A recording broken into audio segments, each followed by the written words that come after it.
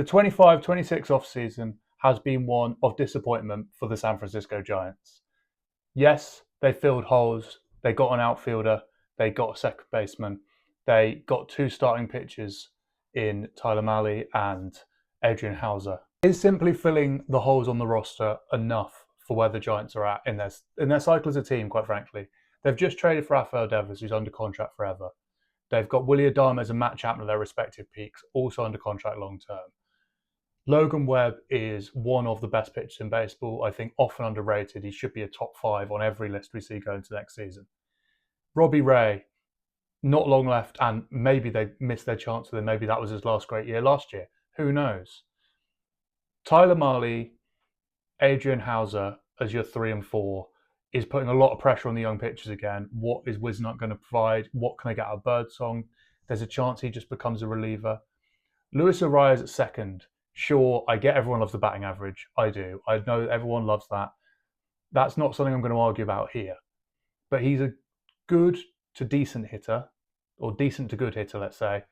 He's not elite, and there's a chance he's going to be calamitous at second base. Maybe the price for Brandon Donovan was too high. Maybe it was way too high and the Giants shouldn't have done it if it was Eldridge on the table, whatever. But just Arias at second creates a problem. It doesn't mean they've sold second base. That might be just untenable. And then you're looking at 3 players who could be DHs with Eldridge and Devers as well. So I don't get that. I think the outfield, Bader, I get it. I get that there's always a bit of an excitement with the Giants about having a great Gold Glove centre fielder. I do understand that. Bader is an upgrade in that regard. But last season's offensive production was a complete outlier. His underlying numbers didn't suggest anything's changed.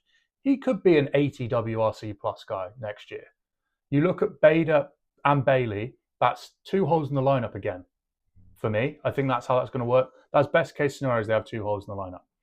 The rotation, I would have just loved to see them be slightly more aggressive. I think they become a legitimate contender if you add Ranger Suarez, Framber Valdez, someone like that in there. Those contracts always make me uneasy. And that's where I'm like, well, maybe that's where you try and trade for someone. The Peralta deal, it sounds like Eldridge was the breaking point with a lot of these things. So it was a difficult offseason for Posey. It was always going to be. But I feel like this has been an unambitious winter for the Giants. And unambitious is frustrating for fans anyway, but it's particularly bad when you've got that group of 3 core hitters plus a legitimate ace in Webb and Robbie Ray. This is a time to go for it, regardless of what the Dodgers are doing.